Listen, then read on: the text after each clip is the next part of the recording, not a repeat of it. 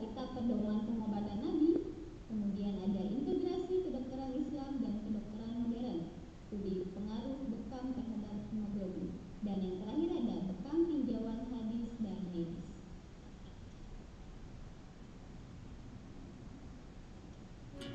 Kemudian yang terakhir ada pengalaman publikasi ilmiah. Yang pertama ada expression of cyclotic MIR tool 107 patient with lung and head and neck cancer in association with cancer cachexia in Journal of Clinical and Experimental Oncology. How does Muslim community apply the technique to the babies in Pakistan Journal of Medical and Health Science? Kemudian ada what do people want to know about hijamah in Journal Midwifery. Lalu ada publikasi ilmiah yang berjudul What do people want to know about what are Muslim hormone activities during pregnancy in Pakistan Journal of Medical and Health Science. Kemudian ada how do Muslim mention death in Pakistan Journal of Medical and Health Science. Dan yang terakhir, can death freaks and sudden death implies irreversible in increasing hemoglobin levels in Pakistan Journal of Medical and Health Science. Kepada Dr. Agus Ahmadi, dengan segala hormat kami mempersilakan. Baik. Bismillahirrahmanirrahim. Assalamualaikum warahmatullahi wabarakatuh. Alhamdulillah. Alhamdulillahi rabbil alamin. Alladzi khalaqal mauta wal hayata liyabluwakum ayyukum ahsanu amala. Asyhadu an la ilaha illallah wa asyhadu anna Muhammadan abduhu wa rasuluh la nabiyya ba'da. Allahumma shalli ala Muhammad wa ala ali Muhammad. Qallallahu ta'ala fil Qur'anil Karim, a'udzu billahi minasyaitonir rajim. Bismillahirrahmanirrahim. Wa idza maridtu fa huwa yashfin. Shadaqallahul adzim. Senang rasanya bisa bertemu dengan Pak Musni walaupun lewat online, orang yang paling sibuk ya. Tapi luar biasa kontribusinya ini ya. Mudah-mudahan selalu konsisten untuk melayani umat ya. Saya juga terima kasih pada moderator ya, terus kemudian para guru, para staf, para orang tua wali murid. Senang rasanya bisa hadir ya pada pertemuan Zoom. Biasanya ketemu pasien COVID terus-terusan, mudah-mudahan hari ini nggak ada yang COVID. Mudah-mudahan Allah memberikan kesehatan kepada kita. Bagi yang sakit, mudah-mudahan Allah sembuhkan. Dan kita bersyukur hari ini Allah masih memberikan begitu banyak nikmat. Salah satunya tadi nikmat iman, nikmat Islam, dan juga nikmat sehat. Mudah-mudahan kita termasuk hamba-hambanya Allah yang pandai mensyukuri nikmat. Salawat serta salam kita sampaikan kepada contoh terbaik kita, Nabi besar Muhammad sallallahu alaihi wasallam, dan juga para keluarga, para sahabat, para tabi'in, dan juga pengikutnya yang setia. Mudah-mudahan kita bisa mendapatkan syafaatnya di yaumil akhir. Amin ya rabbal alamin. Hari ini topiknya cukup berat ya. Kenapa saya bilang berat? Karena hari ini banyak sekali orang yang terkena COVID. Bahkan teman sejawat saya yang sudah menjaga APD lengkap, ya, pertahanan diri yang luar biasa, masih terkena juga. Keluarga saya, saudara-saudara saya, sahabat-sahabat saya pun juga ternyata banyak yang terkena.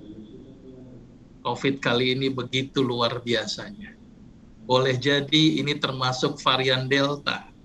Bahkan ada yang bilang ini sudah varian Kappa, varian dari India. Yang dari India yang Delta sudah mutasi, tambah lagi sekarang mutasi.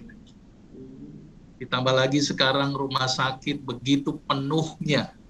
Sampai sahabat saya nggak bisa masuk rumah sakit gara-gara saking penuhnya.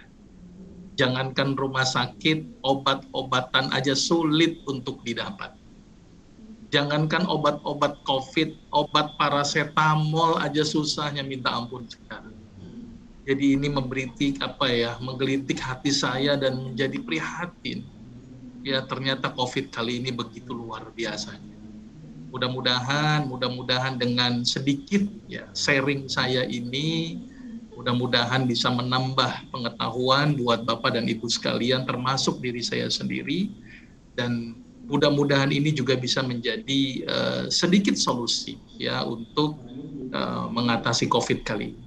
Termasuk nanti silakan tanya jawab untuk bicara masalah hoax seputar COVID, silakan. Karena ini yang banyak beredar hoaxnya yang paling utama. Nanti silakan kita diskusikan pada pertemuan. Moderator izin saya pakai share screen. Sudah terlihat screen saya? Sudah ya, mudah-mudahan sudah terlihat. Oke.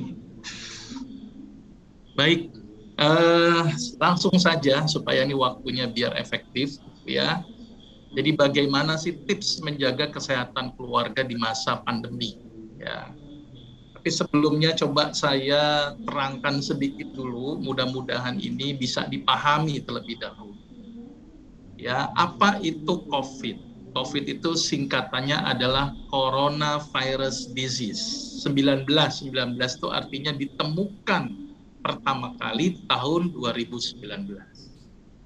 Sebenarnya virus ini termasuk golongan virus influenza, kemudian berubah menjadi MERS, kemudian menjadi SARS-CoV-1, kemudian sekarang berubah lagi menjadi SARS-CoV-2.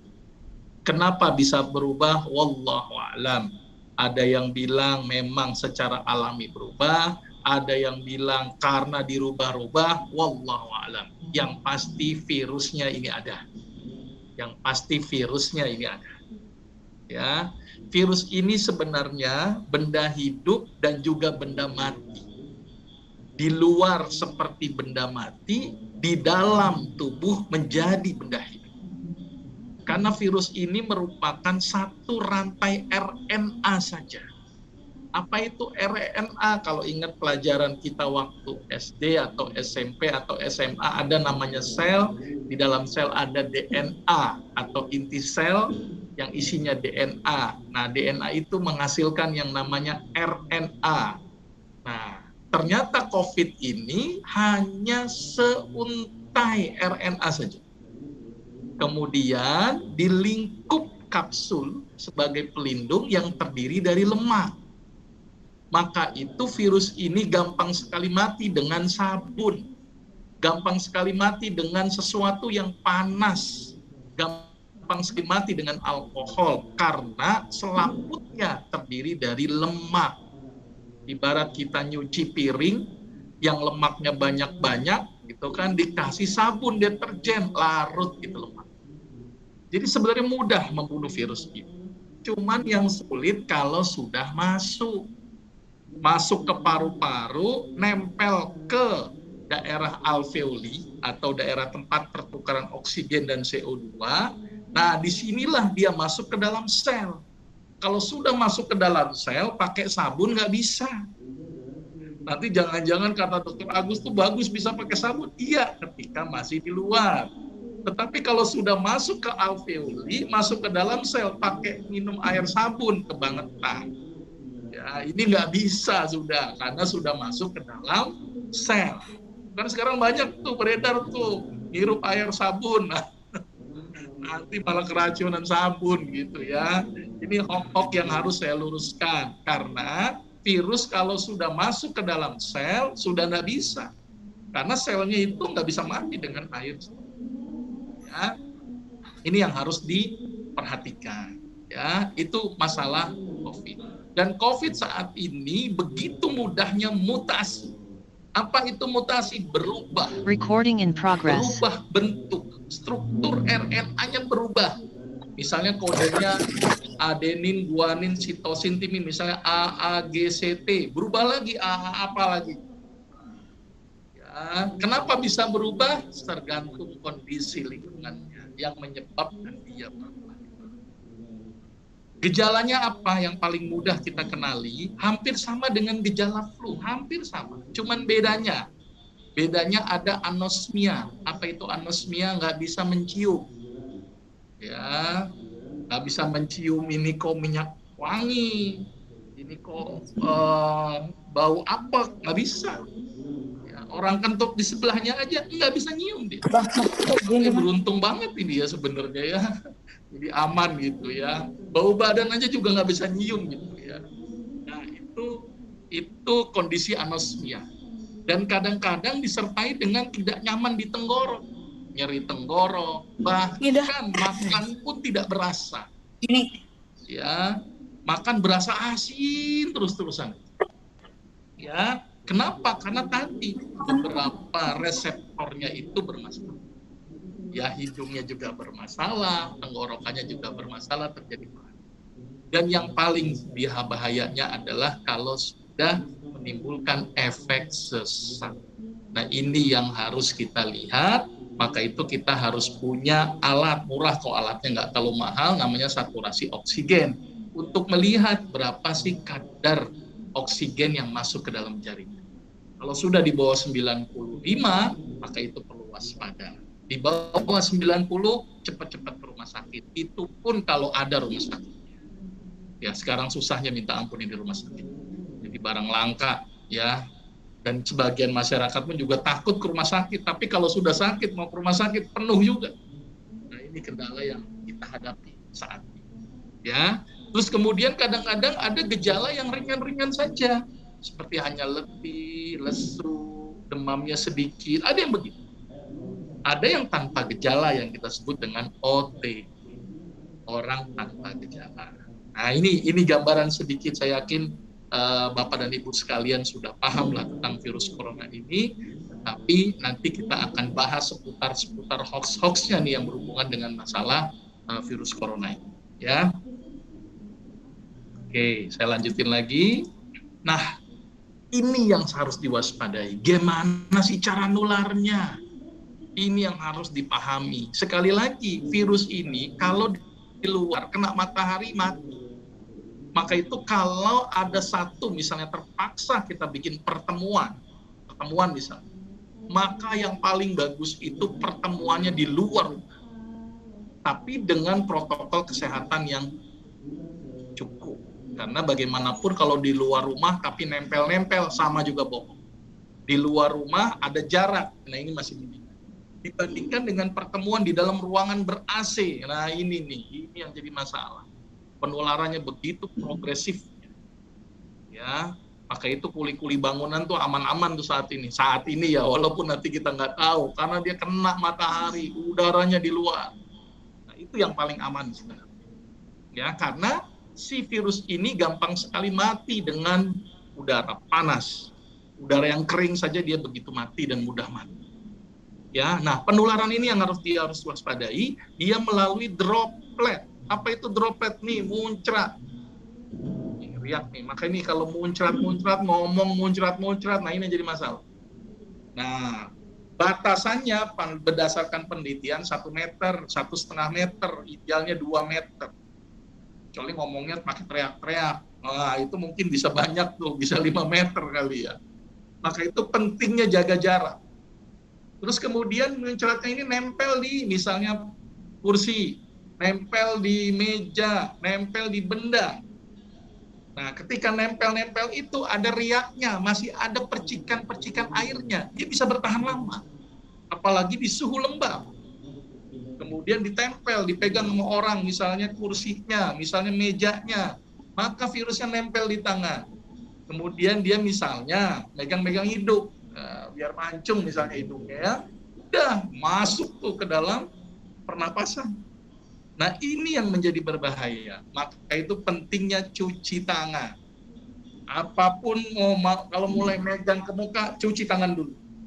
Pakai sabun minimal deh, atau hand sanitizer. Ini penting sekali karena ini mencegah penyebaran. Ya, karena memang dia akan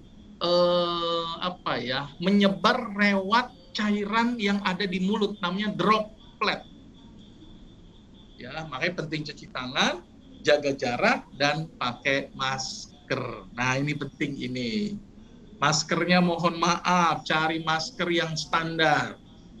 Ya, jangan masker cuman kain doang, ya, harus yang terstandar. Setuju Pak Mus ya?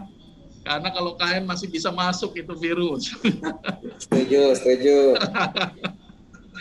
Wah, jangan langsung diganti gitu Pak Mus, wah nggak enak nanti. Langsung mau beli lagi nih Dok. Masih beli lagi. Karena ada beberapa standar masker yang berbeda-beda. Ya, yang paling bagus N95, tapi sesek kita. Ya, paling yang sederhana itu yang murah tuh yang modelnya kayak medis itu double 2. Nah, itu jauh lebih aman. Ya, artinya begini, paparan virus pasti ada. Tapi overload-kah virus yang masuk ke dalam tubuh kita? Kalau yang masuk mungkin sekitar 100.000, imun kita masih sanggup. Tapi kalau yang masuk 1 juta, wah itu yang jadi masalah. Ya, jadi minimal dengan masker, minimal mengurangi paparan. Walaupun virus pun bisa tembus. Apalagi yang model kain, itu begitu luar biasa nembus. Jangankan virus, air liur aja juga bisa keluar. Nah ini kira-kira gambarannya. Ya. Nah ini yang saya takutkan. Varian yang luar biasa dari virus. Varian ini luar biasa. Orang yang sudah vaksin bisa kena. Orang yang sudah kena bisa kena lagi. Karena virusnya sudah mengalami mutasi. Sekarang sudah lihat nih, udah ada alfa, beta, gamma, delta, epsilon, zeta, theta, eta, lota, kappa. Ini yang saya tahu. Varian India yang sudah bermutasi delta yang B16172 sekarang sudah bermutasi lagi menjadi B16171. Sudah golongan alfa. Apa bedanya mutasi virus ini? Ini yang harus kita pahami. Jadi luar biasa ini virus, begitu cerdasnya. Ya, ketika sudah berubah jadi A, berubah lagi jadi B, berubah jadi C. Kapan dia bisa berubah terus-menerus? Mungkin tak terhingga bisa berubah dan bisa berubah-ubah. Terus kalau berubah gini, apa yang kita andalkan? Nah ini yang penting. Karena boleh jadi obat bisa pas kepada satu virus, tapi boleh jadi tidak pas kepada virus yang lain. Sama halnya dengan istilah resistensi obat. Antibiotik, udah kebal antibiotiknya, ganti antibiotik, kebal lagi antibiotiknya. Sama dengan virus. Boleh jadi obat yang diberikan pun menjadi tidak lebih. Apa sih bedanya mutasi ini? Nah, ini bedanya. Ya, yang pertama, yang vaksin dari Inggris, resiko kematian itu lebih besar. Terus mengurangi kemanjuran vaksin. Ya, ini dari sumber dari liputan 6. Ya, kalau yang di daerah India, lihat deh, dia bermutan ganda. Bayangin mutasinya double, bayangin coba. Pertama, meningkatkan transmisi virus, jadi gampang sekali nyebar, sangat mudah nyebar. Ya, terus kemudian imun kita pun juga bisa dielakkan oleh si virus ini, begitu luar biasa. Imun aja yang sudah terbentuk, bayangin coba, bisa dihindari oleh si virus ini. Inilah bahayanya varian B1617 dari India. Maka itu begitu agresif sekali. Maka yang harus kita lakukan adalah seperti apa dong? Antibodi udah begini, penjaga sudah. Nah ini yang seperti apa solusinya? Ini yang paling penting ya. Tapi yang pertama, yakinlah dengan ini. Walanabluwannakum bisyai'im minal khauf wal ju' wa naqsim minal amwali wal anfusi wat thamarat wa bassiris sabirin. Allah akan uji kita. Termasuk hadirnya virus ini pun juga ujian dari Allah. Sabar nggak kita? Gitu kan? Ingat nggak kita sama yang menciptakan kita? Ya, kalau kita sabar dengan ujian ini, maka Allah akan berikan kabar-kabar. Maka itu harus bersabar dengan ujian. Ya, sabar untuk isolasi mandiri, sabar untuk tidak mobilisasi, sabar untuk tidak berkerumun. Nah, ini yang paling penting. Ya, karena ini sekarang banyak orang berkerumun. Apalagi sekarang tuh ada tuh klaster sepeda, ada tuh. Kerumun sepedanya bagus, tapi ngumpul-ngumpul, nular lagi. Maka itu saran saya kalau naik sepeda jangan yang ngumpul-ngumpul. Naik sepedanya ke kuburan, itu paling aman. Gitu, ya, nggak ada orang di sana, ya, yang ada mayat di sana, ya. Jadi itu yang penting tuh, supaya tidak terbentuk klaster-klaster lagi. Ya, karena ujian dari Allah, nah sikap kita. Kalau sikap kita semakin jauh dari Allah, jangan-jangan azab dari Allah. Tapi kalau kita semakin dekat dari Allah, maka ini ujian dari Allah. Jadi yakinlah ini ujian dari Allah dan langkah-langkahnya ini yang harus kita bahas.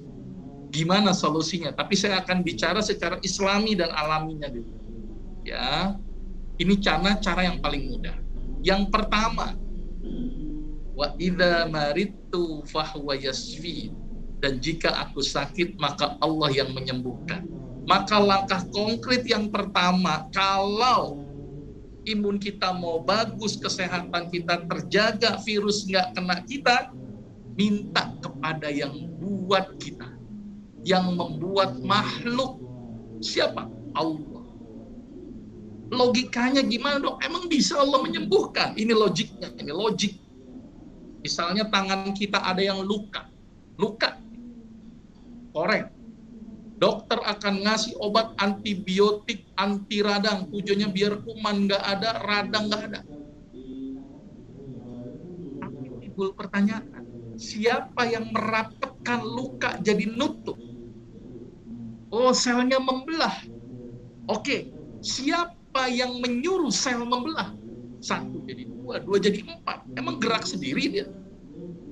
Berarti ada faktor yang mengatur itu. Siapa? Allah. Maka itu kalau ada kondisi COVID seperti ini harus rajin ibadah dulu kepada Allah. Karena apa? Ingat ini. Yusabbihu lillahi ma fis samawati wa ma fil ard. Seluruh makhluk di muka bumi ini tunduk kepada Allah. Bakteri tunduk kepada Allah, sel tunduk kepada Allah, virus tunduk pun kepada Allah. Maka itu kalau pengen kita nggak terkena virus, imun kita terjaga, maka kita harus tunduk kepada yang menciptakan kita dan minta kepada Allah. Maka itu banyak-banyakin ibadah. Ini hal yang cukup penting. Karena kadang-kadang kita kena COVID gini merasa nggak punya Allah. Biasanya ini kan, mikirnya adalah obat apa. Maka itu obat jadi langka. Sampai beli susu beruang sampai langka. Bingung masyarakat kita ini. Ini tuh susu beruang tuh susu sapi. Mungkin virusnya bingung kali. Susu sapi mereknya susu beruang, gambarnya naga. Jadi bingung itu virusnya. Ya, jadi kesannya jadi obat gitu kan. Padahal susu sapi biasa. Inilah masyarakat kita. Orang kalau udah nyerah itu apa aja jadi obat. Nelen minyak kayu putih ditelen juga lagi. Mungkin kalau ada yang bilang nih itu kotoran kambing jadi obat, mungkin diburu itu kambing. Ya, susu sapi aja bisa jadi obat. Nah, hati-hati nih susu ibu. Kalau ada yang bilang ASI jadi obat, wah jaga-jaga itu. Ya, ini yang jadi masalah. Kita seolah-olah tidak punya Allah gitu loh. Khawatir terus-menerus hidup kita. Khawatir apa sebenarnya dari virus ini? Mati. Pasti kita mati. Sudahlah, nggak mungkin kita nggak mati. Ya, yang paling penting sikap kita ini. Sikap kita bagaimana? Udah, ketika ada virus ya sudah, kita dekat kepada Allah. Minta kepada Allah. Karena Allah pengatur segalanya. Tidak mungkin virus itu menular kalau Allah tidak izinkan. Yakinlah ini dulu. Karena saya pernah lihat ada satu keluarga, bapak ibunya positif, anaknya ada yang, tapi ada satu anak yang dia negatif. Bingung nggak itu saya? Ini kok bisa gitu? Kenapa? Wallah. Ya, ada satu keluarga yang satu meninggal, yang lainnya aman-aman aja. Padahal paparan virusnya sama, makanannya sama. Ini ada faktor X. Maka itu langkah pertama, ingat dengan Allah. Itu yang paling penting. Satu, untuk keimanan kita. Ini ada satu hadis. Jadi pernah ada seorang seorang Arab Badui bertanya kepada Rasulullah, ya Rasulullah, bagaimana kalau ada unta seakan-akan bersih, ya. Kemudian datang unta berkudis. Apa nggak nularin? Betul, nularin. Tetapi Rasul akan menjawab lebih lanjut. Siapa yang nularin pertama kali? A nularin B, B nularin C, C nularin D. Ya, saya nularin anak saya nularin istri saya. Pertanyaan yang diajukan oleh Rasulullah, siapa yang menulari pertama kali? A nularin B, B nularin C, siapa yang nularin A? Berarti kesimpulannya apa? Gak ada penyakit menular kalau Allah tidak izinkan. Sekali lagi kuncinya tadi. Kalau Allah nggak izinkan nular, nggak terjadi. Yakin itu. Ya. Yang kedua, nah ini pentingnya isolasi mandiri, penting sekali ini. Ya, karena dulu di zaman Rasulullah ada satu wabah. Pada waktu itu Umar ingin pergi ke Syam. Di Syam bilang, Umar di sana ada wabah. Maka Umar berdiskusi dengan kaum Muhajirin dan Ansor. Debat gitu. Umar, datang aja ke sana, masa takut, kita punya Allah. Tapi ada orang bilang, udah Umar, resiko datang ke sana, debat. Saat ini pun juga terjadi perdebatan. Ini ekonomi atau kesehatan dan sebagainya, debat. Ya, zaman Rasul, zaman sahabat pun juga terjadi perdebatan. Sampai ada orang sahabat, kenapa engkau takut pergi ke sana? Tapi akhirnya Umar mendengarkan pendapat Abdurrahman bin Auf. Karena Abdurrahman bin Auf bilang, bahwa saya pernah mendengar Rasulullah, jika kalian mendengar suatu negeri terjangkit wabah, maka janganlah kalian menuju ke sana. Namun jika dia menjangkiti suatu negeri dan kalian berada di dalamnya, maka jangan.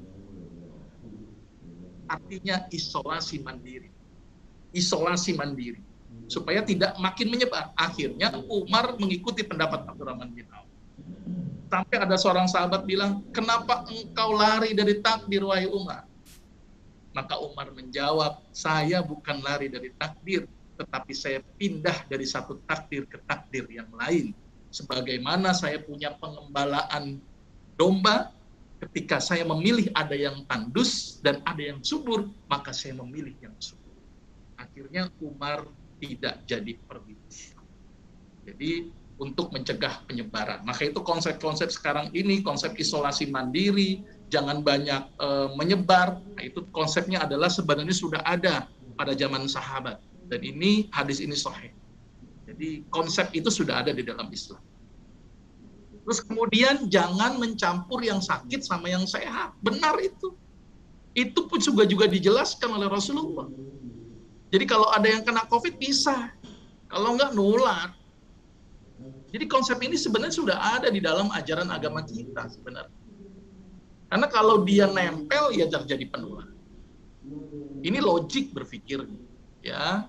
Jadi maka itu pentingnya pembatasan itu adalah tujuannya mencegah penularan, tidak makin progres. Ya kan, sampai ribut itu antara penjaga perbatasan sama orang, aduh, kasihan banget pada ribut, coba aduh. Mana ini? Saya jadi bingung ini ya. Dokter udah banyak bergelimpangan. Aduh, saya kalau prihatin lah kondisi saat ini. Mudah-mudahan yang hadir di sini sehat semuanya. Ya, oke ya, ini jelas ya konsepnya hampir sebenarnya sudah ada di dalam agama kita. Tadi cuci tangan itu juga jelas ya bahwa Allah sangat menyukai innallaha yuhibbut tawwabina wa yuhibbul mutatahhirin. Thaharah, membersihkan diri. Ya, jadi penting ini. Jadi kalau misalnya berpergian pulang mandi, sekarang udah begitu deh. Karena kalau nggak resiko, ya minimal cuci tangan, cuci kaki. Tapi percuma juga kalau nggak mandi pun harus keramas ini semuanya.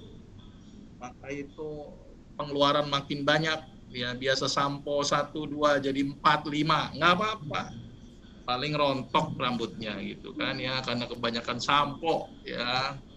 Tapi memang begitu, karena kalau enggak, tadi nularin ke yang lain. Jadi memang harus begitu, pulang mandi dulu. Nah, jangan ngapa-ngapain dulu. Ada makanan semprot boleh. Sampai rasa makanan berbau alkohol, gitu kan. Karena mungkin demi keamanan itu, tapi ini juga perintah agama untuk menjaga keamanan diri. Kalau kita nggak jaga keamanan diri, ibaratnya gitu kan, ada sumur, Ya caranya supaya nggak mati ya jangan nyemplung ke sumur. Ya ini udah nekat nyemplung sumur ya udah mati. Jadi, nah ini kita cegah ya dengan cara tadi menjaga kebersihan. Terus istirahat yang cukup. Nah ini yang kadang-kadang lupa. Tidurnya kurang karena khawatir berlebihan, tidurnya jadi susah. Tidurnya susah bisa berdampak imun menjadi turun. Saran saya tolong tidur di awal malam. Habis sholat isya tidur itu jauh lebih bagus. Bangunlah di sepertiga malam untuk melakukan sholat tahajud. Ya. Terus kemudian jangan stres. Ini yang paling krusial. Saat ini orang stres begitu banyaknya. Saking stresnya itu banyak orang yang jaga-jaga tuh. Sampai tabung oksigen nggak beli jadi ikut beli. Ya, sampai ngantri itu gara-gara orang khawatir nanti kalau saya kena COVID nggak dapat oksigen. Nah, itu jadi masalah. Maka itu kita bersyukur hari ini kita bisa masuk menghirup oksigen ya. Karena oksigen ini begitu luar biasa langkanya dan mahalnya sekarang. Jadi ini tugas Pak Mus nih untuk bagaimana oksigen tetap terjaga nih. Jangan sampai nggak ada, termasuk obat-obatan ini. Aduh, nih saya prihatin beli obat aja nggak ada. Ya saya bagaimana nih mengobatin pasien gitu. Sampai saya harus tutup praktek dulu nih. Gara-gara obat nggak ada. Ya, ini tugas Pak Mus lagi nih ya. Tugasnya banyak banget Pak Mus ya. Nggak apa-apa, DPR harus begitu ya, harus banyak tugas ya. Setuju Pak Mus ya, ini tolong dijaga ini, aduh saya prihatin banget ini. Termasuk kasih kabar-kabar yang baik-baik saja ini, jangan tambah stres. Ya. Baik-baik aja pokoknya. Ya, karena kalau pada stres tuh imun langsung menurun. Ya. Tapi kalau saya tanya pasien, ibu stres? Enggak dong, enggak stres. Tapi perilakunya stres. Ya rasa cemas, berdebar-debar. Ternyata orang yang stres itu nggak pada ngaku. Ya, bahkan saya pernah nanya orang gila, Bapak gila? Enggak dok, nggak gila. Itu orang gila nggak ngaku gila. Sama orang stres itu juga nggak pada ngaku ini ya. Paling stres dan cemas. Nah kalau sudah kena COVID, makanya kadang-kadang tuh pasien nggak mau periksa tuh begitu. Mendingan saya anggap nggak kena COVID aja, flu biasa gitu. Padahal dia kena COVID supaya nggak stres. Ya, tapi artinya memang benar. Imun itu sangat berpengaruh erat dengan stres. Terus bagaimana dok supaya nggak stres? Satu kuncinya, ala bidzikrillahi tatma'innul qulub. Dengan sering mengingat Allah, maka hati kita menyenang. Gimana cara mengingat Allah supaya sering? Baca Quran. Lagi stres, baca Quran. Karena kalau ketika kita baca Quran, kita akan fokus kepada bacaan-bacaan itu. Dan ditambah lagi, Al-Quran itu apa? Syifa atau obat. Wa nunazzilu minal Qur'ani ma huwa syifa wa rahmah. Obat dan rahmat untuk siapa? Lil mu'minin. Bagi orang yang yakin kepada itu. Yang yakin kepada Al-Quran, yang yakin kepada Allah dan Rasulnya. Maka itu kunci pertama supaya nggak stres, baca Quran. Dok, kepikiran lagi, baca Quran lagi. Masih kepikiran, baca Quran lagi. Bahkan lapar aja, baca Quran. Ya, biar apa tadi? Fokus bisa berubah. Karena sekarang ini masalah ekonomi juga muncul. Banyak yang belum gajian, banyak yang di PHK, aktivitas ekonomi lumpuh. Stresnya double, stres takut kena COVID, stres juga karena nggak punya pendapatan. Nah ini jadi luar biasa ini. Ya, jadi double stres. Ya sudah, artinya kita punya Allah. Ya, supaya nggak stres tadi ingat Allah dulu. Ya, karena kalau tidak ingat Allah, maka kita akan semakin stres hidup. Ya, kunci kedua ingat tujuan kita hidup di dunia untuk apa? Wa ma khalaqtul jinna wal insa illa liya'budun. Tujuan kita hanya untuk ibadah. Jadi segala aktivitas kita niatkan ibadah karena Allah, itu penting. Maka hidup kita tidak akan stres. Ya, terus kemudian perhatikan makanan-makanan yang anti stres. Ada itu makanan yang anti stres. Apa salah satunya? Kurma. Kalau nggak ada kurma apalagi dok? Pisang.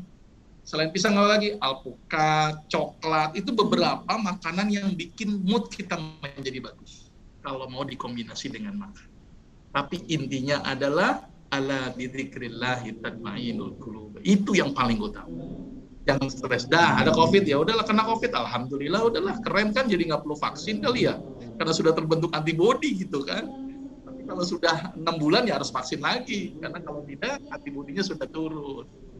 Ya, jadi vaksinnya double nanti, vaksin dari virus langsung ya sama vaksin yang dilemahkan. Ya, olahraga nih tadi. Jadi tolong jangan sampai walaupun isolasi mandiri tetap olahraga.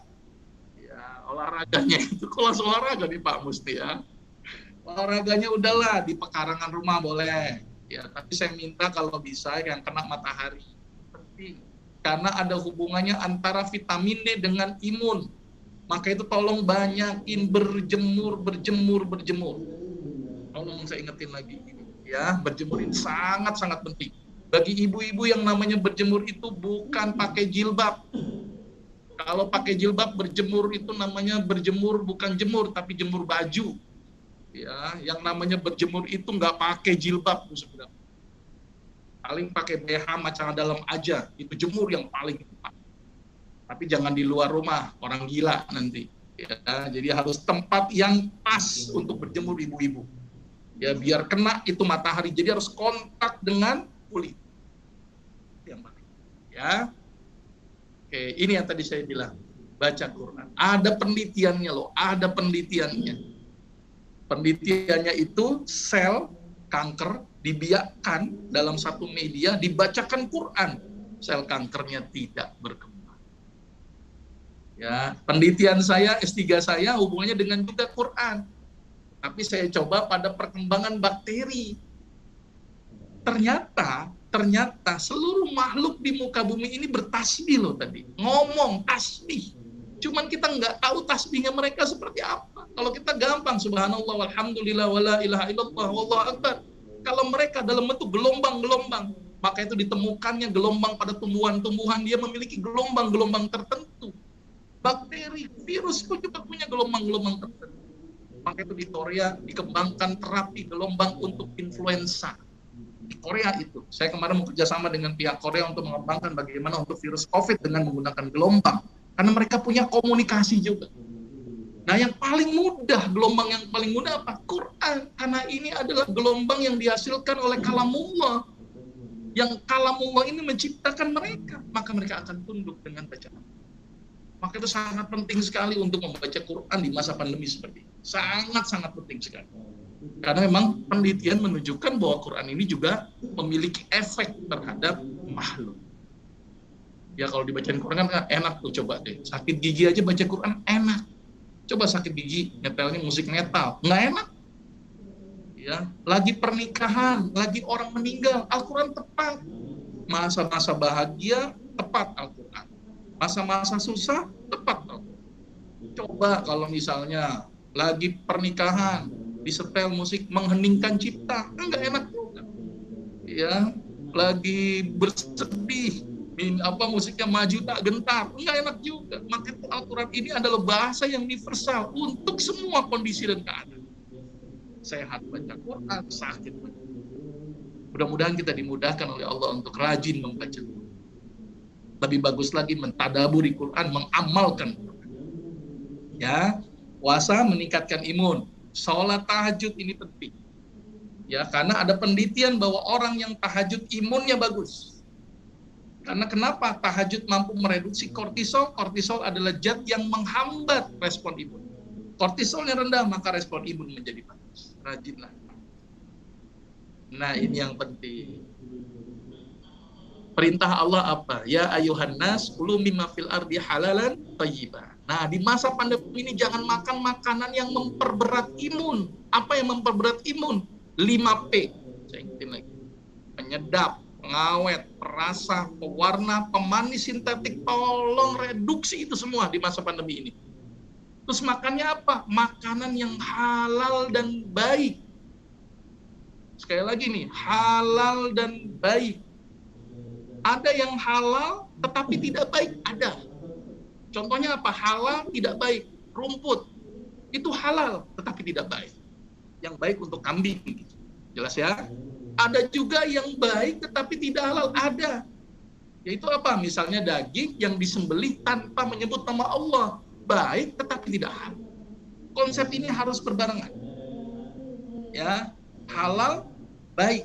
Nah, ini yang jadi masalah nih, keseharian kita banyak sekali penyedap, pengawet, perasa, pewarna yang terus-menerus masuk ke dalam tubuh kita sehingga respon imun kita menjadi menurun. Maka itu saran saya ketika masa pandemi ini banyakin apa? Buah dan sayur. Banyakin vitamin C, banyakin vitamin E. Ini penting sekali vitamin C. Yang paling mudah jeruk lemon aja tuh peres. Sekarang harga vitamin C suplemen mahal sekali. Ya, udah mahal, susah nyarinya lagi. Ya, padahal jeruk lemon atau jeruk nipis itu vitamin C sudah cukup sebenarnya. Kebanyakan kita vitamin C sampai 2000 mg, jadi menyebabkan timbulnya batu. Itu perlu diwaspadai karena berlebihan ketika vitamin C. Maka itu konsep yang kedua yang diajarkan dalam konsep makanan, wakulu wasrobu wala tusrifu. Makan dan minum tetapi jangan berlebihan, walaupun itu halal, walaupun itu baik. Cabai halal baik, kelebihan vitamin C halal dan baik, tapi kalau kelebihan menyebabkan timbulnya batu. Jadi harus proporsional sesuai dengan kondisi itu. Maka itu penting ini makanan yang halal dan baik ketika bulan pandemi. Madu, saya minta tolong konsumsi madu. Ya, daripada sirup, daripada gula, madu deh. Karena yang bilang obat itu juga Allah nih. Madu itu bisa menjadi obat. Jadi tolong ganti madu. Dan ini yang paling penting. Jadi kebenaran saya hampir setiap hari ketemu COVID. Bahkan tadi praktek saja 3 pasien yang datang COVID semuanya. Setiap hari saya kena paparan. Dan saya mungkin sudah terkena full varian kali. Alpha, beta, theta, terakhir delta, mungkin kappa kemarin itu saya kena. Saya ngerasain batuk, pilek, demam, nyeri tenggorok. Bayangin coba saya sudah pakai masker double, udah boker pakai face shield, udah pakai hazmat, masih kena juga. Berarti memang Allah izinkan saya untuk kena dulu biar ngerasain ini pasien COVID kayak gimana. Walaupun saya nggak ngecek sih, gitu kan. Karena kalau ngecek saya jadi stres takutnya gitu kan. Tapi ternyata udah saya anggap COVID aja deh. Ya, dan ternyata gejalanya sama dengan COVID. Apa yang saya lakukan? Salah satunya adalah ini, konsumsi habatus sauda atau kita. Ada beberapa pasien saya yang sakit COVID, saya obati sambiloto, habatus sauda, dan adas. Karena obat antivirus sulit dicarinya sekarang, susah sekali. Ya, antivirus sekarang sangat langka, saya juga nggak tahu kenapa. Akhirnya ya udah, imunnya kita perbaiki. Sekali lagi ini bukan obat COVID ya. Kalau saya bilang ini obat COVID ditangkap saya. Ya, obat ini adalah obat yang meningkatkan imun. Ketika imunnya bagus, maka mudah-mudahan kita terhindar dari sambiloto, habatus sauda, dan adas. 3 tanaman obat ini ketika saya konsumsi bareng-bareng ternyata bagus. Kemarin ada pasien saya seorang hakim, ya pejabat juga di daerah Tangerang, kan, terkena COVID satu kantornya. Dia ada komorbid, ada hipertensi, ada gula, ya kan. Udah prediksinya mati lah harusnya. Umurnya tua gitu kan. Saya suruh konsumsi 3 ini, sambiloto, habat, sama adas. Dengan izin Allah setelah 2 minggu dicek lagi dia negatif, yang lainnya masih positif. Adas luar biasa. Kenapa? Adas tadi apa? Adas, ya, untuk meluruhkan riak. Riaknya biar tidak terlalu berlebihan, ya. Sama habatnya diberikan sebagai respon antiinflamasi supaya tidak terjadi berlebihan dalam riak dan juga terjadi penggumpalan atau badai sitokin akibat si virus COVID ini. Nah, saya kombinasi 3 ini. Selalu pasien saya kombinasi ini, tapi untuk gejala-gejala ringan. Kalau sudah gejala berat, saya biasanya memberikan obat antivirus. Kalau sudah berat, ya berat, sedang atau berat, saya kasih obat antivirus. Tapi ini Rasul yang bilang, hendaklah kalian mengkonsumsi jintan hitam, karena jintan hitam mengandung obat untuk semua penyakit kecuali mati. Maka kita yakinilah apa yang Rasul katakan. Ini ngobatin semuanya, udah termasuk COVID, rutin ini nih. Bahkan ketika masa pandemi ini saya minta rutinkan habatus sauda. Sekarang zamannya banyak habatus sauda, sampo habatus sauda, sabun habatus sauda. Bahkan tadi iklan pagi antangin habatus sauda. Jadi luar biasa ini habatus sauda. Tapi nggak apa-apa, saya senang siarnya bagus. Ya, karena ini pesan Rasulullah, ngobatin semua penyakit kecuali kematian, dan kita harus sami'na wa ata'na saja. Udah, konsumsi rutin. Ada lagi Al-Quds Al-Hindi. Kalau Al-Quds Al-Hindi penelitiannya belum banyak. Tetapi kalau habatus sauda meningkatkan imun, menghambat virus, penelitiannya banyak. Walaupun penelitian tentang COVID belum. Ini lagi diteliti nih, bagaimana respon habatus sauda terhadap. Tetapi saya luar biasa dengan habatus sauda. Benar-benar ini pesan Rasulullah. Rutinkan habatus sauda, rutinkan madu. Insya Allah imun kita menjadi lebih bagus. Maka kita terhindar dari COVID. Ya. Dan ketika saya kena pun obatnya ini. Sambiloto, habatus sauda, dan manis. Dan yang terakhir bekam. Kalau mau, ya rutinin. Sebulan sekali. Ya, tapi kalau bisa ya tadi keluarga sendiri aja, suami bekam suami, suami bekam istri, istri bekam suami, bekam anak, antar keluarga saja. Itu jauh lebih aman. Ya, kira-kira itu yang bisa saya sampaikan. Selebihnya kita dialog saja, tanya jawab. Silakan nih, karena banyak berita-berita yang simpang siur, yang orang bingung nih menghadapi COVID. Biasanya saya kalau ngisi kajian itu lebih banyak tanya jawabnya, ya, supaya lebih interaktif.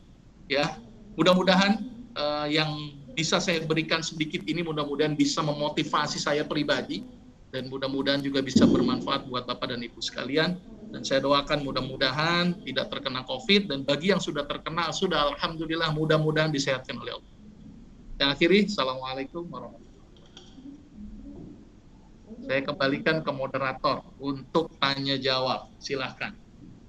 Ketemu saya ini, ketemu saya susah soalnya di klinik sekarang. Ya, saya batasi pasien cuma 5, coba. Ya Allah. Susah. Ya, karena tadi paparan Pak Mus. Saya kalau pasien lebih dari 20 udah terpapar setiap hari itu. Nah, ini kita mengurangi.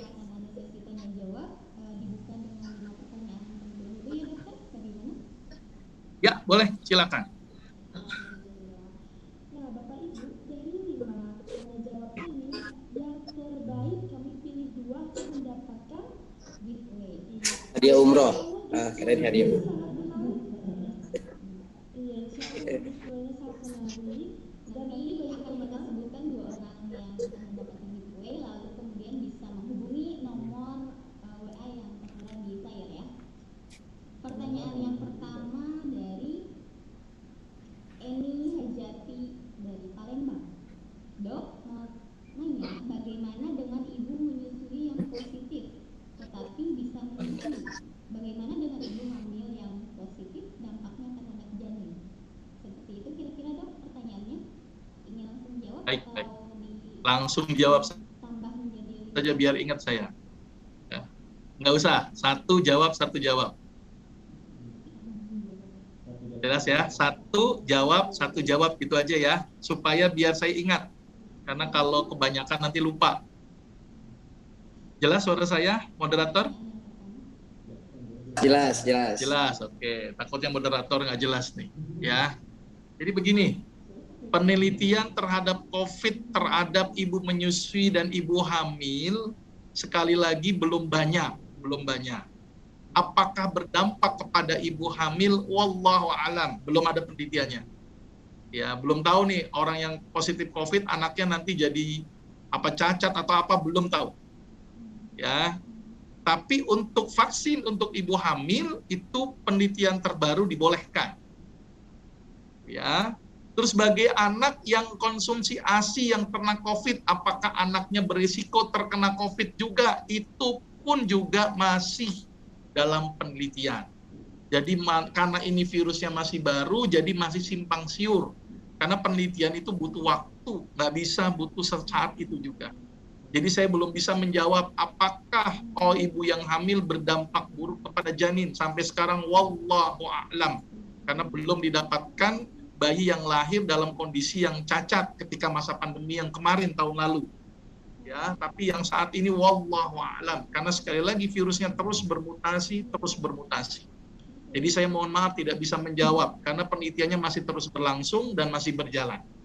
Gitu ya. Karena ini masih baru ini virusnya, gitu ya. Oke, lanjut.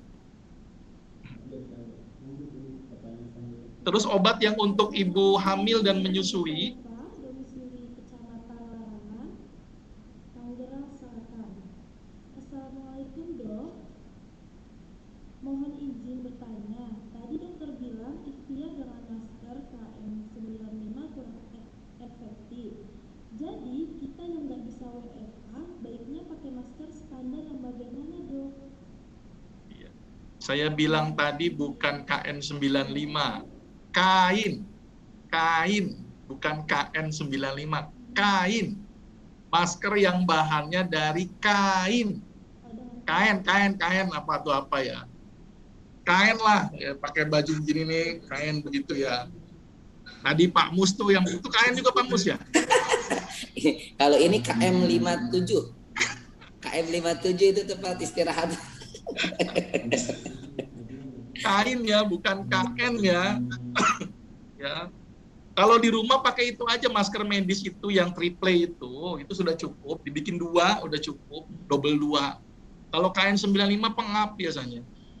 Ya, paling yang tadi kalau mau yang double masker yang biasa gitu, yang triple tadi, yang medis, kemudian dikombinasi dengan yang cungkup gitu, yang KN95 ya berarti ya.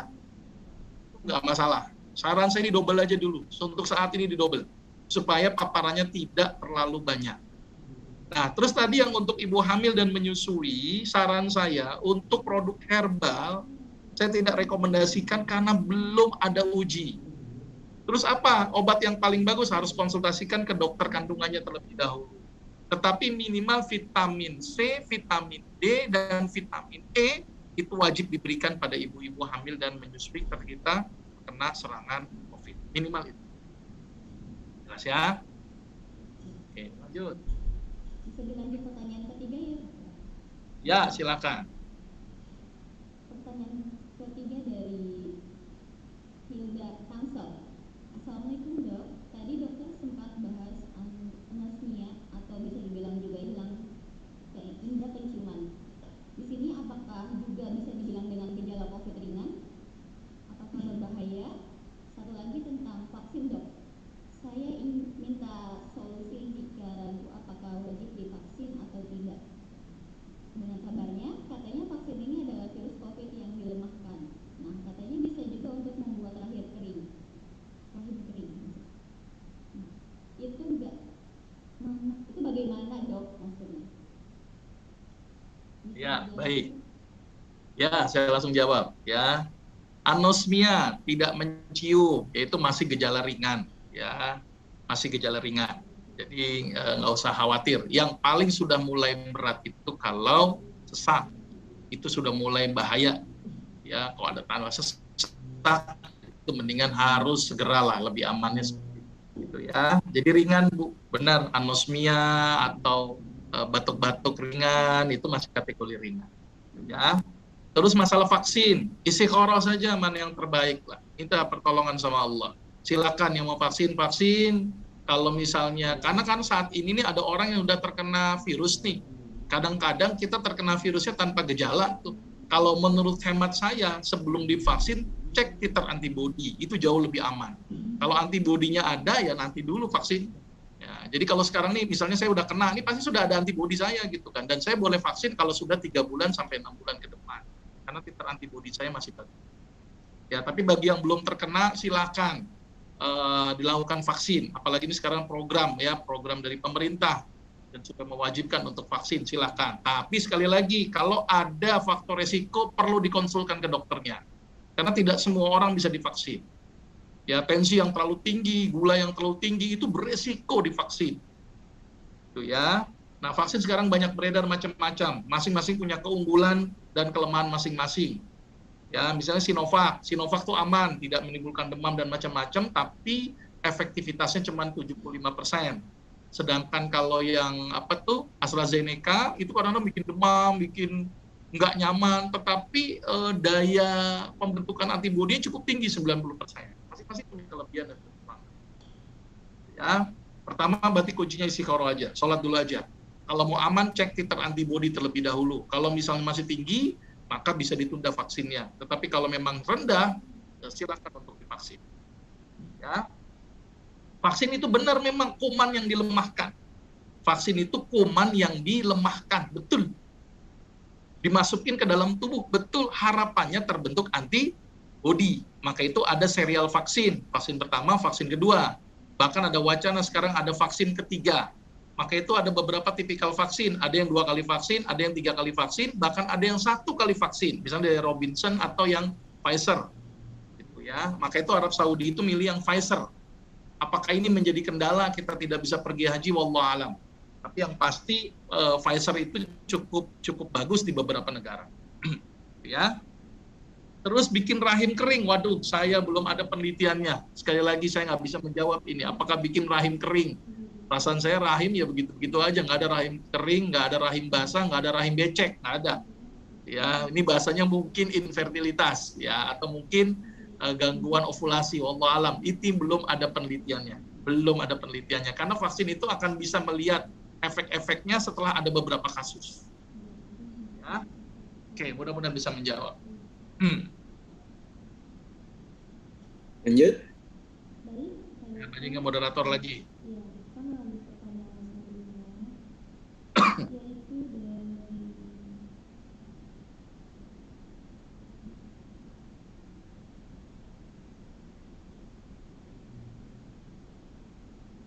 Apa moderatornya bingung? Atau saya bacain aja di sini nih? Saya jelas pakai laptop nih. Saya langsung bacain aja deh, moderator ya. Ini jelas di laptop saya ini. Ya, langsung jawab aja deh, biar cepat. Biar nggak bolak-balik ke moderator ya. Oke, begini. Ini bagaimana dengan sikap apatis sebagian masyarakat sudah vaksin pertama, nunggu sesi kedua, malah sudah muncul varian baru. Bagaimana vaksin? Apakah masih harus diteruskan? Teruskan, karena sudah telanjur, terusin sudah. Nanti mungkin kalau ada varian baru, mungkin ada vaksin yang terbaru lagi. Wallahu alam, saya belum tahu. Karena penelitian ini selalu berubah. Ya kan? Maka itu apakah efektif vaksin ini? Ada beberapa informasi menjadi kurang efektif. Ada beberapa informasi. Tadi yang saya sampaikan di awal pada pertemuan tadi. Maka itu ini terus mengalami perubahan-perubahan dalam protap-protap pengobatan masalah COVID. Tapi apa yang sudah dijalankan satu, lanjut kedua, nanggung bahasa kerennya lah. Nah, tuntasin aja dulu. Mudah-mudahan varian pertama aman, tapi varian yang terbaru, wallahu alam. Jelas ya? Terus kemudian, bagaimana aturan minum habat untuk pencegahan dan pengobatan? Kalau pencegahan 2 kali 1 kapsul 500 mg ekstra, saya ingetin ekstra. Ya, bukan serbuk, ya, bukan minyak, gitu ya. Tapi kalau untuk pengobatan tergantung kondisi. Kalau berat saya berikan 3 kali 500 mg. Ya. Ada juga kalau kondisi yang itu kondisi yang ringan. Kalau yang berat itu sampai 3 kali 1,5 gram. Jadi 3 kali 3 kapsul. Kalau kondisi yang berat. Ada yang 3 kali 1, ada yang 3 kali 2 tergantung kondisi. Biasanya kalau udah kondisi sesaknya luar biasa, saya akan berikan habat bisa 3 kali 3 kombinasi dengan 3 kali 4. Ya, kalau memang dibutuhkan. Ya, kalau riaknya banyak, ada saya naikin jadi 3 kali 2, 3 kali 3, atau 3 kali 4 tergantung. Jadi gitu ya. Tapi kalau untuk pencegahan 2 kali 1 kapsul sudah cukup yang 500 mg ekstra. Ya. Terus bekam, adakah cara yang aman untuk dilakukan mandiri? Mandiri kalau sudah belajar bekam insya Allah aman. Ya, jadi harus ngikut ada pelatihan bekamnya dulu. Jadi nggak sembarangan nih, bekam-bekam aja, takutnya resiko. Ada pelatihan-pelatihannya untuk menjadi pembekam mandiri. Ya. Vitamin apa yang bagus untuk anak saat ini dalam kondisi seperti ini tadi? Vitamin C, vitamin D, dan vitamin E.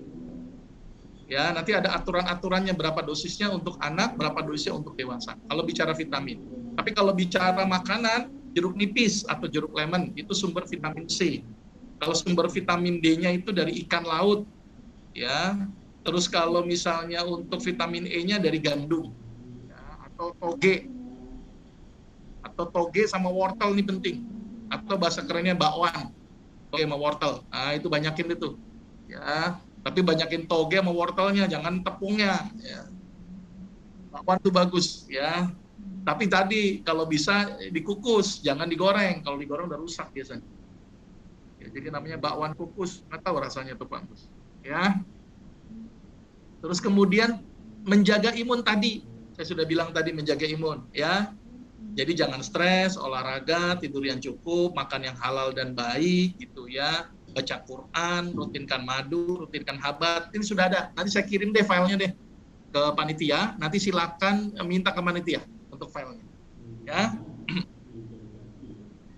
Terus ada dok hubungan faktor dengan vaksin itu apa? Terus apabila saya pernah terpapar, ada kemungkinan terkena kembali apa tidak? Iya.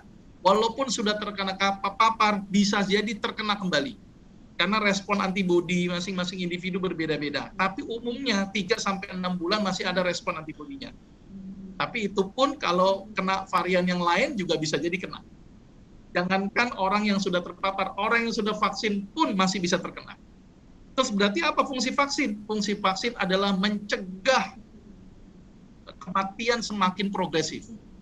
Jadi antara yang vaksin sama yang nggak vaksin, biasanya yang divaksin itu nggak makin progresif, nggak makin berat gitu kondisinya. Walaupun resiko berat juga ada. Tapi fungsi vaksin adalah untuk mencegah semakin beratnya penyakit. Itu ya, kira-kira seperti itu. Terus kalau sudah terpapar, apakah divaksin lagi? Kalau memang dibutuhkan, harus vaksin. Maka itu dicek titer antibodinya. Kalau sudah mulai menurun, sebaiknya divaksin. Ya. Habat ada sambiloto. Apakah aman untuk penderita asam lambung? Nah, benar. Habat sauda resiko untuk penyakit lambung. Maka itu perlu dibarengi dengan kunyit dan temulawak supaya lambungnya terjaga. Ya, dibarengi dengan temulawak dan kunyit. Ini cara alami ya. Saya bicara cara alami supaya ini mudah dilakukan di rumah. Ya, karena kalau cara-cara medis kan harus pakai resep dokter, nggak bisa itu. Ya, ini cara yang paling sederhana dulu. Pak Mus nih banyak dari mana-mana Pak Mus ya. Saya kira orang tua wali murid saja ini. Orang tua wali murid kan ada dari mana-mana itu. Oh kan iya, lagi ya, di rumah masing-masing. Oh iya betul. Sampai ada yang di mana tadi tuh ya? Di Palembang segala. Berarti murid Pak Mus ada yang dari Palembang dong nih. Orang Palembang, jadi pulang kampung nggak bisa balik lagi tuh. Oke. Saya langsung bacain. Banyak nih soalnya nih WA-nya nih. Saya singkat-singkat saja ya. Mudah-mudahan bisa menjawab. Seberapa besar efektivitas vaksin yang sedang digalakkan dengan pemerintah? Kami masih ragu dan takut untuk ikut vaksin tersebut. Ya, memang ini masih simpang siur beritanya. Ya, yang pasti tadi saya bilang, vaksin akan mencegah progresivitas penyakit. Itu yang paling tepat. Ya, tapi kalau bicara apakah vaksin akan tercegah dari virus corona, enggak ada jaminan. Apakah yang divaksin itu nanti enggak mati, enggak ada jaminan juga. Ya, jadi enggak jamin, tapi yang pasti mencegah progresivitas penyakit. Gitu aja. Ya, mencegah progresivitas penyakit iya. Karena sudah terbentuk antibodi. Antibodinya bisa melawan. Tapi kalau virusnya banyak juga ya sama juga. Gitu ya. Jadi memang enggak ada jaminan. Maka itu kenapa orang yang divaksin pun juga harus tetap menjaga protokol kesehatan.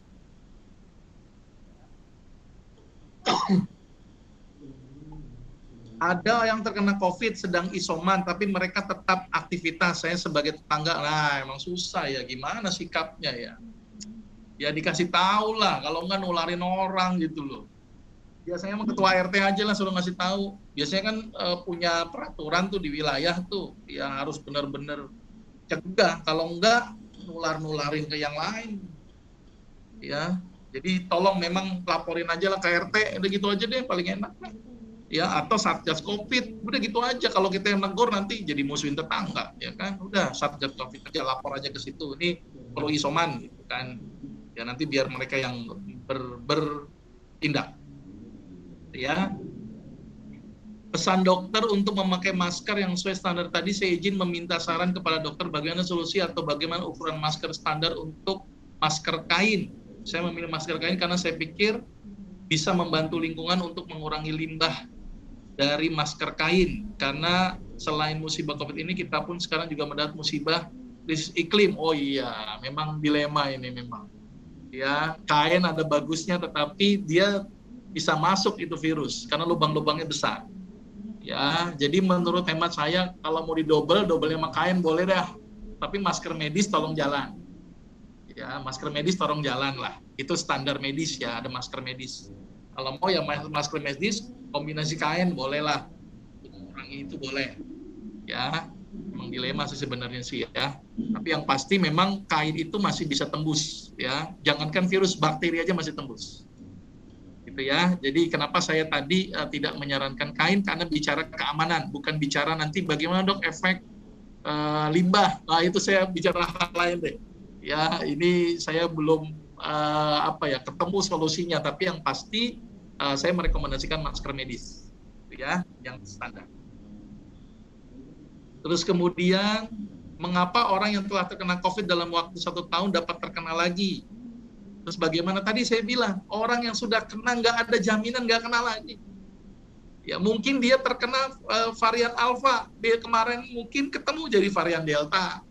Mungkin jangankan 1 tahun, 3 bulan aja, atau 1 bulan, atau bahkan 1 hari aja, kalau udah beda varian bisa jadi. Maka itu yang kita lakukan tadi, intinya apa? Tingkatkan imun kita, minta sama Allah. Ini yang kadang-kadang lupa. Fokus ke imun saja, bikin vitamin C, vitamin D, vitamin E, Allahnya lupa. Ya, jadi saya teringat dengan kisahnya Nabi Musa tuh.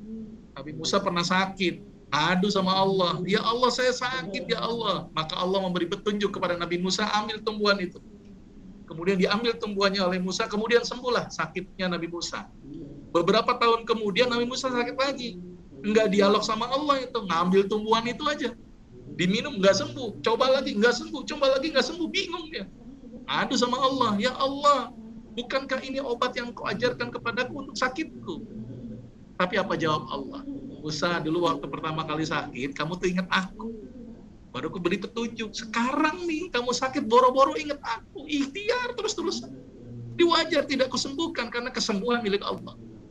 Jadi dekat sama Allah itu kuncinya dulu. Dengan cara apa? Ibadah, ibadah, dan ibadah. Saya lebih menekankan aspek ibadah dulu. Karena ibadah itu luar biasa efeknya. Ya, semakin dia ikhlas, semakin dekat dengan Allah, semakin banyak baca Quran, itu obat yang luar biasa. Sambil ikhtiar-ikhtiar lain tolong dilakukan. Gitu ya. Jadi saking semangat saya batuk tuh sampai ya. Kadang lihat Pak Mus nih semangat soalnya. Jadi ya cara menjaganya tadi, nanti slide-nya silakan diminta ya sama panitia ya. Terus kemudian kalau misal ada yang COVID, misalnya orang tua karena mereka mendatangkan saudara dari jauh, untuk kami yang tidak terpapar, karena kami harus merawat pencegahan seperti apa supaya tidak terpapar. Terima kasih. Imun diperbaiki, jaga keamanan diri. Jadi kalau misalnya nih kita ngerawat gitu kan, dia pakai maskernya double, pakai bajunya khusus, itu jauh lebih aman. Misalnya pakai hazmat kalau mau. Ya supaya keamanan kalau memang harus ngurus. Ya, atau memang sudah siap untuk tertular juga, ya silakan. Tetapi kalau mau keamanan diri terjaga, pakai baju standar untuk mengurus orang yang terkena COVID. Ya, toh juga baju hazmat nggak terlalu mahal kok. Ya, bisa dibeli, ya, bisa dicuci berapa kali gitu kan. Sama masker dibikin double, dibagi face shield gitu ya. Pakai handscoon, itu standarnya begitu. Ya, jadi standarnya harus keamanan diri seperti kayak dokter-dokter ketika merawat pasien COVID. Gitu ya. Kustul Hindi. Ya, tadi penelitian kusul hindi belum banyak, tapi kalau mau pakai silahkan saja. Ya, silahkan saja. Tapi harus yang sumbernya harus jelas, gitu ya. Terus kemudian bagaimana, apakah aman? Tadi sekali lagi, aman dan tidak aman, kusul hindi belum ada penelitiannya secara baku. Kalau saya milihnya habatus sauda saja yang sudah ada penelitian dan dosisnya sudah terjelas berapa miligramnya untuk meningkatkan respon. Ya. Oh, kolom chat sudah ditutup. Oh, ya udah. Ya sudah, terakhir suruh ditutup kolom chatnya. Baik, mudah-mudahan bermanfaat. Ya mohon maaf nih saya jawabnya cepat-cepat karena banyak sekali pertanyaan. Mudah-mudahan nanti kalau kurang informasinya silahkan nanti slide-nya saya kasih ke panitia. Kira-kira mudah-mudahan bisa bermanfaat, mudah-mudahan kita terhindar dari COVID ya, dan mudah-mudahan diberi kesehatan oleh Allah semuanya. Saya akhiri, assalamualaikum warahmatullahi wabarakatuh. Assalamualaikum warahmatullahi wabarakatuh. Jazakumullah, Ustaz Dokter. Ya. Saya kembalikan ke moderator.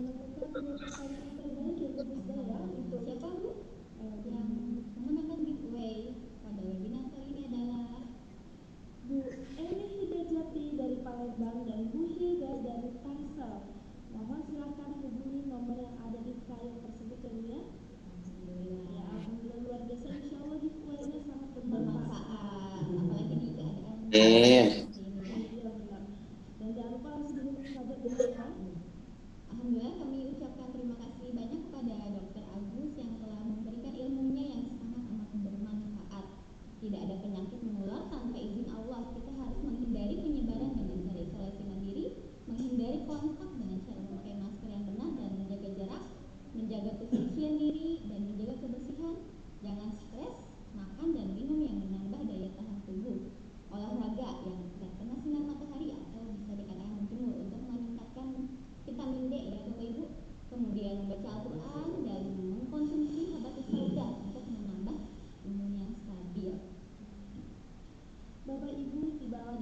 acara selanjutnya adalah doa yang akan dibacakan oleh Ustadz Rajali Hasan SPDI. Dengan segala hormat kami persilakan.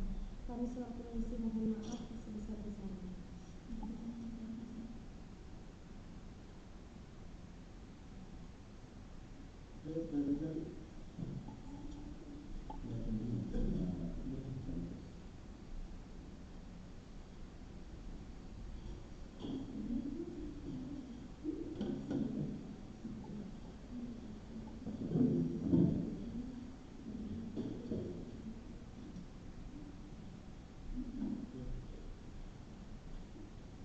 Assalamualaikum warahmatullahi wabarakatuh. Para peserta diskusi yang dimuliakan Allah Subhanahu wa taala, wabil khusus Profesor Agus Rahmadi yang sama-sama kita cintai dan kita hormati, serta dimuliakan Allah Subhanahu wa taala. Mari sama-sama kita tutup acara kita dengan berdoa kepada Allah Subhanahu wa taala. Semoga Allah Subhanahu wa taala senantiasa memberikan perlindungan pada kita dari segala wabah yang melanda di negeri ini, wabil khusus wabah COVID-19. Dan mudah-mudahan Allah Subhanahu wa taala berikan kesehatan kepada kita semua, keluarga kita, anak-anak kita dan bangsa kita, bangsa Indonesia. Serta sambil kita berikhtiar menjaga iman dan imun kita agar tetap kuat dan sehat, serta kita adakan pendekatan diri kepada Allah Subhanahu wa taala. Kita awali dengan membaca surat Al-Fatihah. La hadhihi wa ala kulli salih wa la hawla illa billahi mustafa sayyidina wa maulana Muhammadin sallallahu alaihi wasallam wa ala alihi wa ashabihi ajma'in. Al-Fatihah. A'udzu billahi minasy syaithanir rajim. Bismillahirrahmanirrahim. Alhamdulillahi rabbil alamin arrahmanir rahim maliki yaumiddin. Iyyaka na'budu wa iyyaka nasta'in. Ihdinas siratal mustaqim. Siratal ladzina an'amta 'alaihim ghairil maghdubi Ya Allah, bukankah ini obat yang kau ajarkan kepadaku? Al-Fatihah ila kafati ibadillahi salihin wa walidina wa masyayikhina fiddin wa zawil huquqi alaina wa amwati ahli hadhihi al-baldati min ahli la ilaha illallah ajma'in wa ila arwahi amwatil muslimin wa ahyahum ila yaumiddin. Anallaha yaghfiru lahum wa yarhamuhum wa yufarriju kurubal muslimina wa yarhamuhum wa yashfi mardahum wa yajma'u shamlahum 'ala al-huda wa yu'allifu dhata bainihim wa yuwalli 'alaihim khiyarahum wa yasrifu 'anhum shirarahum wa yakfina syarral fitan wal mihan wal mu'dhin wal muta'addin min qaribin aw ba'idin wa yarfi as'arahum wa yuwazziru 'amtarahum wa yu'ti kulla sa'ilin minna wa minkum su'lah ala ma yurdillaha wa rasulah wa yaftahu 'alaina futuhal 'arifin wa yakhtimu lana bil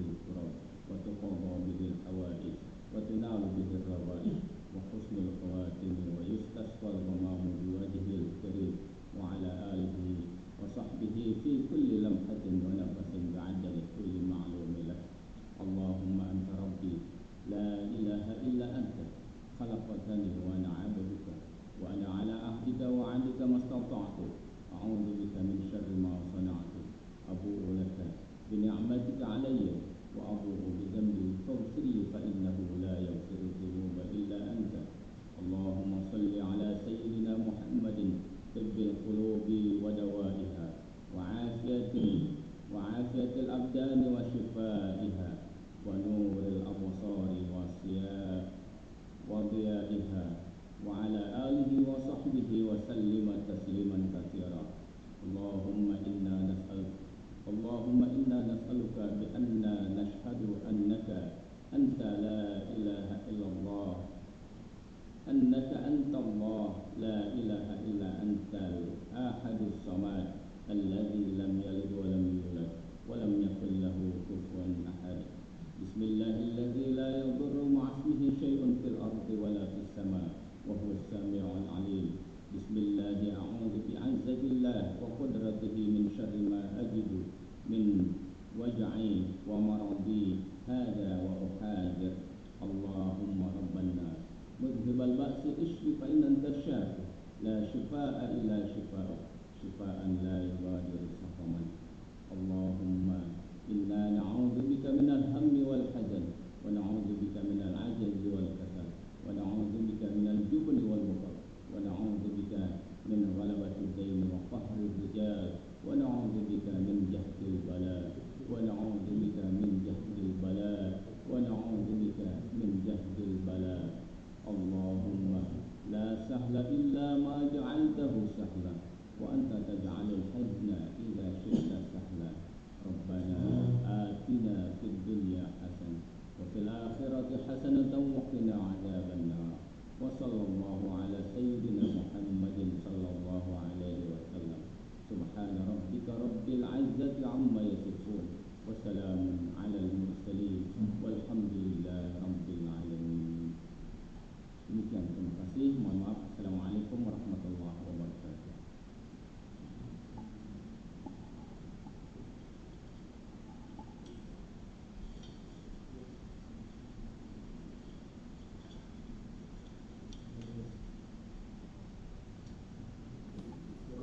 Dokter, makasih dok. Aduh. Sama-sama Pak Mus. Nunggu ramuan itu dok. Habat Samiloto sama Hadas itu jadi satu gitu dok. Jadi kita tinggal minum aja gitu. Ada nanti ada, dok, ya? Di klinik. Ada di klinik itu, ada di klinik. Ya. Sudah ready dok? Sudah ada, sudah lama saya pakai dari awal pandemi. Aduh, kita hubungin Pak Denny ya dok ya? Ya, siap. Okay. Siap, nuhun dok. Izin kamu semuanya. Baik. Izin ya, assalamualaikum. Ya, kasih ya, assalamualaikum warahmatullahi. Alhamdulillah.